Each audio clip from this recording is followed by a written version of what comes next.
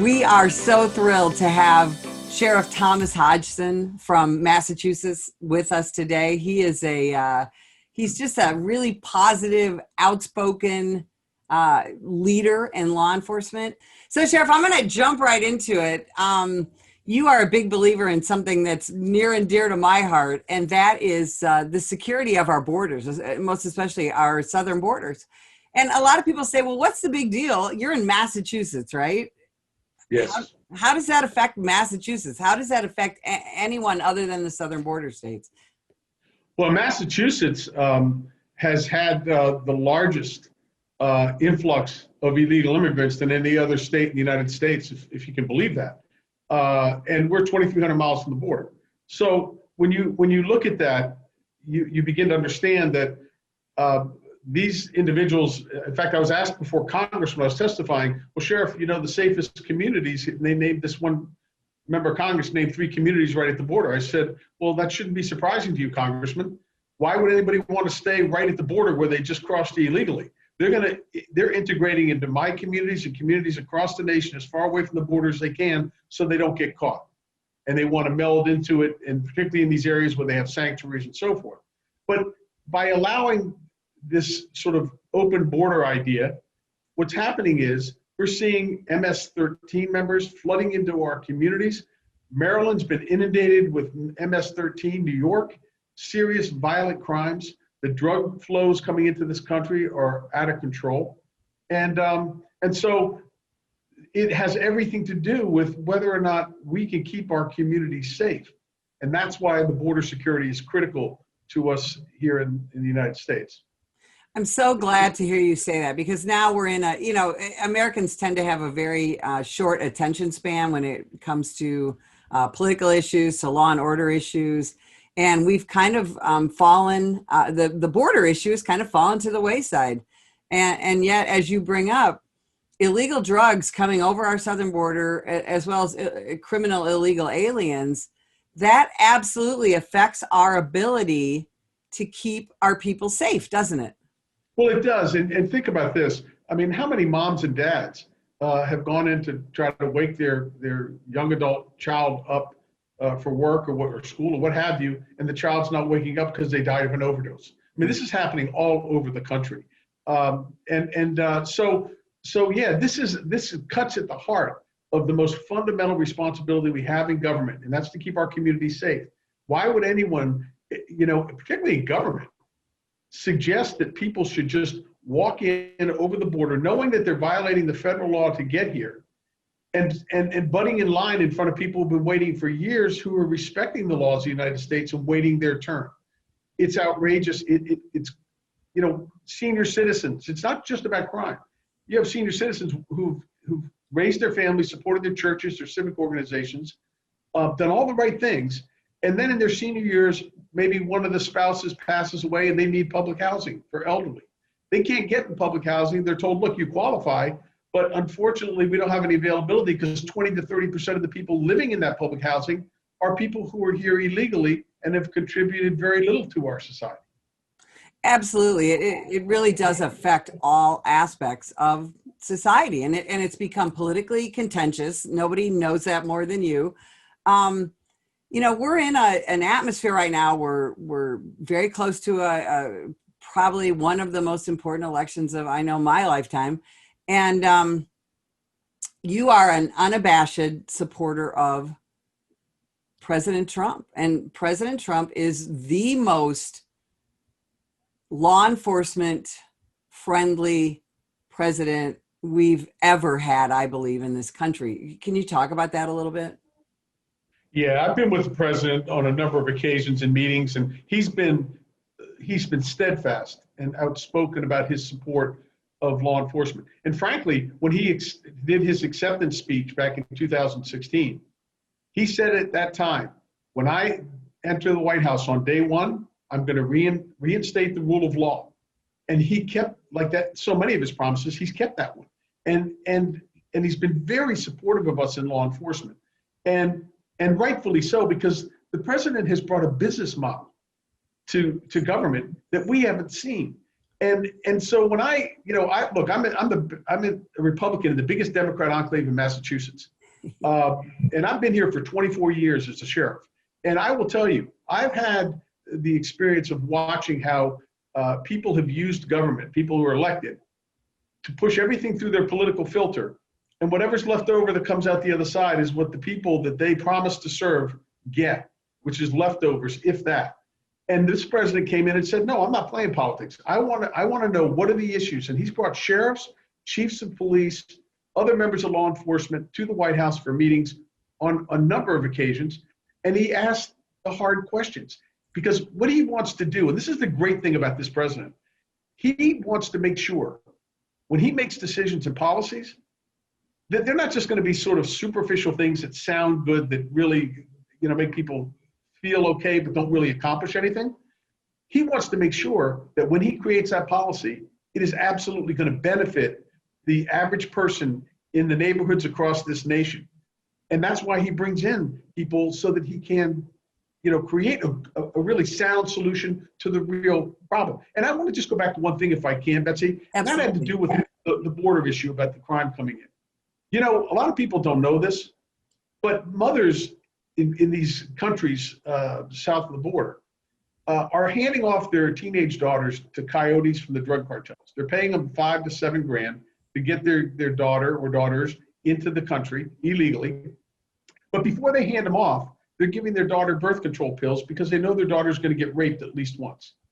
I want you to follow the trail of a couple of these young ladies who get raped along the way, get to the U.S., they're quickly pushed off to some community, New Bedford, Massachusetts, or somewhere out in Illinois or wherever, and then they're put in foster care homes. They go to school, have no family support to deal with what trauma they went through. They don't speak the language and may never learn it because they don't have a rudimentary understanding of their own. They think that the kids in the school are going to be their surrogate family and they'll have friends that will support them, but instead they end up being bullied and made fun of. They leave school, and then they go back to the foster home. And when they step out on the street, guess who the weakest link is in the neighborhood? And here we go again. How is that fair to that child? To encourage them to come here or encourage their families to send their kids here, that is, I can't think of anything that is more reckless and insensitive to even those kids who are coming here. And think about the problems and the increased crime that are happening around just the victimization of those kids, never mind the drugs and everything else. This is a serious problem, and it's one that is impacting our communities across this nation. And you're absolutely right. And that's one of our frustrations here. I'm in Arizona, here on the southern border, is, people want to talk about kids in cages and things like that. The reality is that the human trafficking and the molestation of young girls is extraordinary. And people on the left want to talk about protecting women and women's rights, but they don't want to talk about these issues. And it's incredibly frustrating to law enforcement. And here we are in an atmosphere in American law enforcement where every single day you wake up and American police officers somewhere are being vilified for a shooting or some other kind of action. And yet cops are going out there every single day and trying to take care of our victims, arrest the predators. It's incredibly frustrating. And yet here you are in the middle of a Democrat stronghold, and you seem to have a lot of citizen support, Sheriff. How do you do that? Well, it's very simple, and it's what you just spoke about, Betsy. You were a sergeant. You understand this. Look, people, I don't care what your party affiliation is, people want to be safe, and they want their families safe. They want their neighborhoods safe.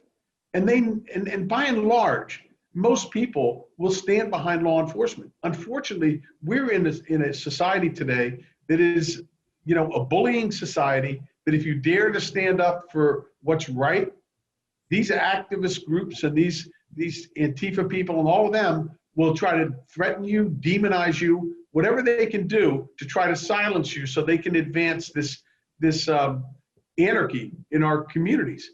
And we can't stand down on that, and we need the public to stand with us. And that's why I tell the sheriffs in this nation, in fact, I'm doing something right now to mobilize the sheriffs across the nation with a pledge that I'm asking them all to sign on to that basically says, look, we made a promise and we took an oath to protect the citizens of our communities. We are looked upon as, because we're elected, as the standard bearers of public safety for them. And if we stand down while people are burning buildings, destroying our constituents' businesses, attacking them, killing them, and we do nothing, there's only one question left for the people of this nation, and that is this: why do we need America's sheriffs? If we aren't going to act, if law enforcement's not going to act and uphold the rule of law and allow these politicians to undermine our ability to do our obligation and our most fundamental responsibilities in our oath, then we basically don't belong where we are. And the public will never have the security and the safety that they want. And so as a community, the public are so important for us to make sure that we reinforced in our mission and our efforts, and that we get the feeling, because cops can get pretty frustrated too, right? If the public is silent and you're out there and all you're hearing about is media demonizing you for doing the right things, it makes you hesitate. And then you have legislatures who are trying to lower the indemnification so that you don't have the insurance or coverages. And cops are saying, why would I want to have to make a split-second decision about whether I'm going to live or die, and then have people just sit there for days and months and try to synthesize and dissect it to a point where I may lose my home because I reacted, followed all the professional rules, but some people just happened to think it was over the top when in fact it really wasn't, based on police standards and our ability to stay alive and go home to our families. Well, and when you talk about police standards, one of the things that's happening now, as you know, is that there are legislators and city council members and even some quote unquote police leaders who are saying, well, we need to change the way we're doing business. And that's difficult for our deputies and our officers out there who, again, they want to go home to their families. Cops are portrayed almost as machines these days. And you have these grainy cell phone videos and bouncy body cam videos, and everyone on the planet gets to make a determination about why we did what we did. And how are we going to even get people to be police officers and deputy sheriffs in this current atmosphere? Are you seeing any recruiting issues? Well, yeah, we are. I mean, we have a difficult challenge to try to get people to get into the business, obviously, and particularly with all this going on. But the way we're going to turn this back to where it should be is when we start putting the onus where it belongs, where these elected officials start holding families and people accountable that are letting their kids run out in the street and get involved in gangs. And then instead of them sort of suggesting somehow you have to forgive them and we blame the people who are trying to keep peace in our communities, we have to turn it around the other way and hold people accountable. They're making it as though the people who are trying to follow rules, if you have children at home and your child doesn't like something you said, and they start just going around and taking a bat and beating your china to pieces and lighting fires in your house, are you just going to say, well, you know what, they got a bad attitude, they're upset about this and maybe we shouldn't have done that? No, that's not only a disservice to the future for that child, because they're going to go out and do that in society, but that's also wrong, because you're basically telling them it's okay to do that. And it's not, and they won't survive in a society where you have to have rules, because if we don't have the rules, then we don't have the rights, right? Because rules protect us. The laws of this nation are the underpinnings of our ability to live free, for our ability to exercise our individual rights. If we don't have the laws, we start breaking that down and start demonizing the enforcers of those laws, what's left except anarchy? And then it's everybody for themselves and good luck. So, we've even had, as you know, this suggestion that they're going to defund police departments instead of defending police departments, and then saying that we're going to shut down the dispatch center, or we're going to have people who are social workers doing vehicle stops instead of police. I mean, how insane is that? And the reason that these wacky ideas come up and undermine law enforcement's ability is because these people who claim they're leaders, who will never be able to claim the mantle of leadership, they basically play to people to get votes. And what they do is they don't bother getting involved in drilling down. How about all of them, these people are making all these shit? Why don't you ride for 3 days with a police officer on a midnight shift? Ride with them. And then come back and tell us that the police officers are the bad guys, right? They won't do that because they don't have an interest. They want to work on the fringes and play to people on issues instead of correcting problems like our president does, right? They're running political agendas to satisfy their own political challenges. And the president of the United States is making decisions and running a government based on solving the problems for the people, in spite of the people who are playing politics. Washington, look, it's broken. The Congress is broken. They've turned the US Capitol into a political playground on both sides of the aisle. And people are on the outside of the Capitol in neighborhoods in Washington, D.C. and across this nation with their hands up going, I need some help over here. And nobody hears them because they're busy sitting on the floor like petulant little children protesting over Ferguson and all these other nonsense things instead of sitting in their desks and doing the job to correct the problem. Yeah, absolutely. And that's why I think it's so important that people continue the Back the Blue rallies and continue to show support for American law enforcement. But yet we see, and I want people to understand, there's a big difference between a sheriff and a police chief. A sheriff is elected by the people. A police chief is appointed by most likely a city government. And we quite frankly, Sheriff, we're seeing a lot of weak leadership in some of the urban areas when it comes to police chiefs, because they are frankly hamstrung by far left city councils, and they're not, this is how we end up with the riots with Portland and Seattle and Chicago as a sheriff, do you work with your police chiefs to try and stem some of that?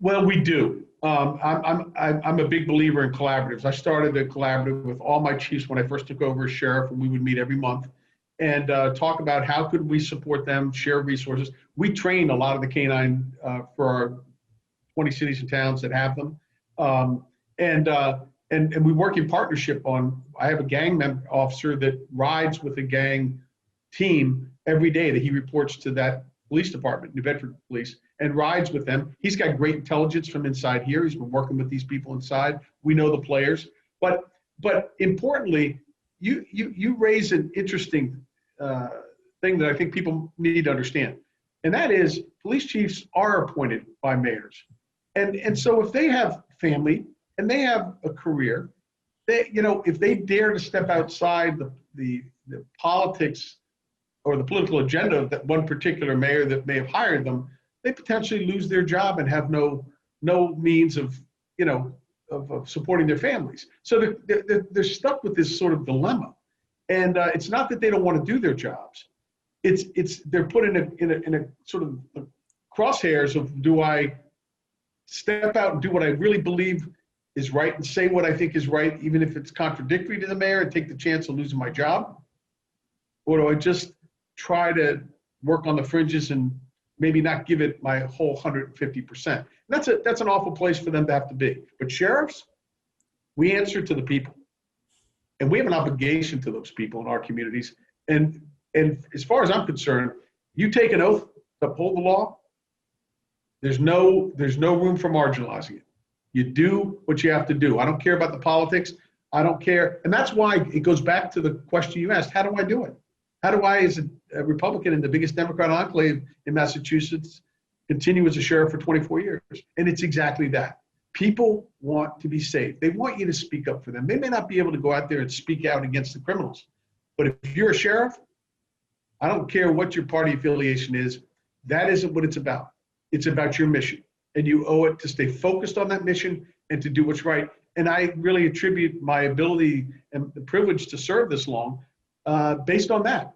I don't play the politics. I've had Congress people come after me, but all on political things, and I'm not interested in that. I'm not going to play the game. I'm going to do what's right, and I'm going to protect the people in my community. And that's why right now, as you said, this is the most important election in our lifetime, because this will dictate the future for our children, our grandchildren, and their children's children. And if we stand down, all of us, and it's not just law enforcement, but all of us in the community, and we stand down and allow this to continue, the lawlessness and all of these things, our children and our grandchildren, when they're asked about their father, their grandfather, grandmother, they're going to say, when they're asked, you know, well, my father, my grandfather, grandmother, when they had a chance to stop this spiraling down of our nation and pass on to us an even better opportunity to be more prosperous and safer and all of that, they did nothing. And I don't think any one of us want that said of us by our children or our grandchildren. We owe it to them. Just like our parents did for us, we owe it to them to pass on a stronger, better America that's safer and provides them greater opportunity. And so I really, I see law enforcement really as the leaders in being able to accomplish that and being sort of the blocking bats for the public to get behind us and run down the field toward that goal. You are absolutely correct, because, and we talk about this in our trainings all the time, people who don't feel safe are not free.